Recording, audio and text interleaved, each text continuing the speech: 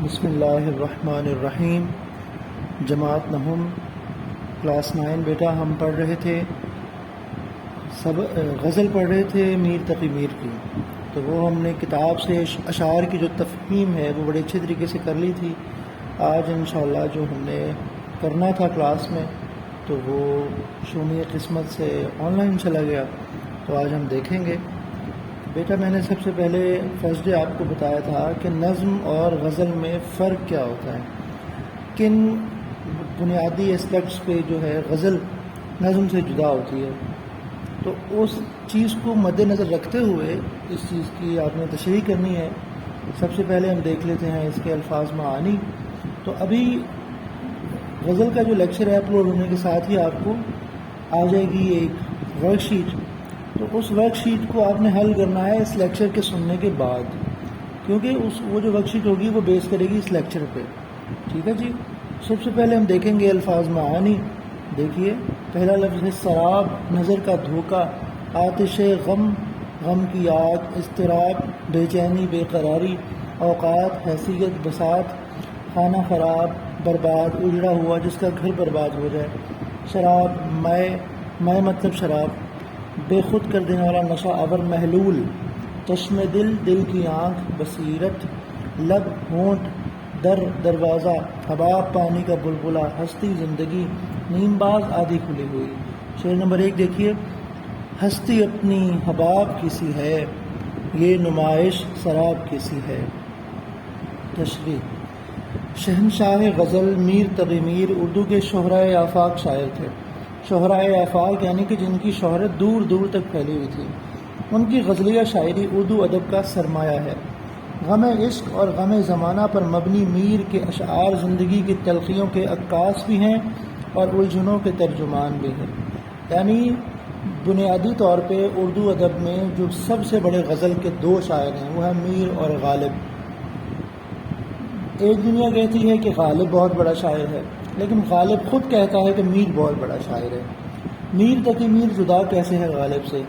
غالب کا کوئی بھی موضوع ہے غزل کا، کوئی بھی موضوع ہے شعر کا، وہ بیس کر رہا ہے جذبات سے ہٹ کے فلسفے پہ، علم پہ، علم کی بنیاد ہے، فلسفے کی بنیاد ہے۔ جبکہ میر تقی میر کا جو جتنا بھی بڑا شعر ہے وہ جذبات کی سطح سے بہت کم اوپر اٹھتا ہے۔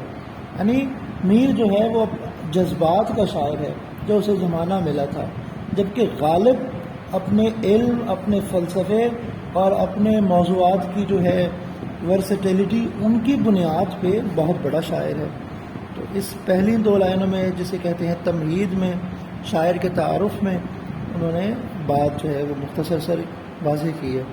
آگے کہتے ہیں زیر تشریح شعر میں میر زندگی کو عارضی و فانی قرار دیتے ہوئے کہتے ہیں کہ حیات سلسلہ ممات ہے، یعنی حیات وہ زنجیر ہے کہ جو جا کے موت سے مل جاتی ہے۔ عربی مقولہ ہے کہ الموت جسر یوصل الحبیب الی الحبیب، کہ جو موت ہے یہ ایک پل ہے جو محبوب دوست کو دوست سے ملا دیتی ہے، ٹھیک ہے جی۔ آگے کہتے ہیں زندگی ناپائیدار، غیر مستقل، عارضی اور فانی ہے، یہ پانی کے بلبلے کی مانند ہے جو کچھ دیر تک سطح آب پر نمودار ہوتا ہے اور ہوا کی تیز لہر یا سورج کی کرن سے ختم ہو جاتا ہے۔ زندگی جسے سب کچھ سمجھا جاتا ہے محض 4 روزہ ثابت ہوتی ہے، عارضی اور غیر دائمی ثابت ہوتی ہے۔ تو یہ ہم نے آپ سے کہا تھا کہ یہ قرآن کا موضوع ہے کہ قرآن جا بجا ہمیں اس دنیا کی زندگی سے رغبت ہٹا کے آخرت کی زندگی سے رغبت اور لو لگانے کی تلقین کرتا ہے۔ تو یہ ہم نے آیت آپ کے سامنے پڑھی تھی کہ وما هذه الحیات الدنیا الا متاع الغرور، وما الحیات الدنیا الا متاع الغرور، وما هذه الحیات الدنیا الا لهو ولعب، کہ یہ جو دنیا کی زندگی ہے وہ محض کھیل اور تماشے کے سوا کچھ نہیں ہے، یا یہ جو دنیا کی زندگی ہے یہ ایک گھاٹے کا سودا ہے۔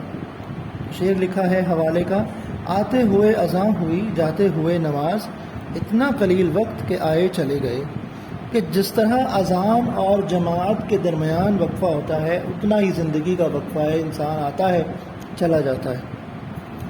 وہ غزل کا ایک شعر یاد آیا، میرا کردار کہانی میں فقط اتنا ہے، کوئی روتا ہوا آتا ہے چلا جاتا ہے۔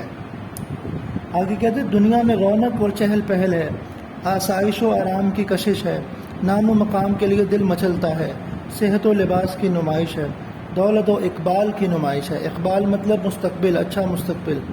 تو یہ ساری جو لگژریز ہیں وہ انسان کو آخرت کی زندگی سے غافل کر دیتے ہیں۔ آگے کہتے ہیں میر کہتے ہیں کہ یہ نمائش دل کو تو بہت بھاتی ہے اور انسان اس سب نمائش میں زندگی گزار دیتا ہے، لیکن یہ نمائش یہ زندگی نظر کے دھوکے کے سوا کچھ نہیں۔ جیسے ریگزار میں پیاسے قافلوں کو کچھ دور پانی بہتا دکھائی دیتا ہے، لیکن وہاں پہنچ کر پتہ چلتا ہے کہ سب نظر کا دھوکا تھا، فریب نگاہ تھی، ان کے دماغ میں اور ان کی جو نفس کی خواہش تھی، انہوں نے اس کو جو دکھایا وہ وہی سمجھے حقیقت میں، جبکہ وہ نہیں تھا۔ اس دنیا میں اس زندگی کی حقیقت بھی یہی ہے۔